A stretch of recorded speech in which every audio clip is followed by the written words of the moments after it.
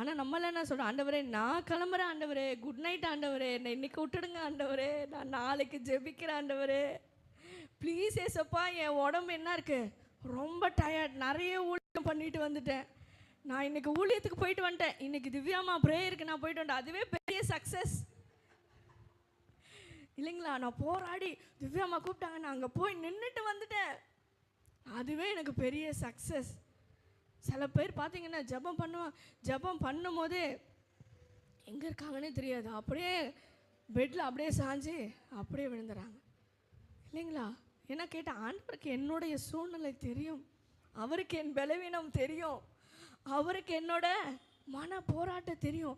இங்கே ஒரு வியாகுலம் அடைந்தவர், பயத்தினால வியாகுலம் அடைந்த அந்த மனுஷன் எங்கே போக கற்றுக்கொண்டார் என்று சொன்னால் தேவனிடத்திலும் போராட கற்றுக்கொண்டார். ஆமென். நம்மளுக்கு போராடணும்னு தெரியும். இப்போ கேட்கும் போது நீங்கள்லாம்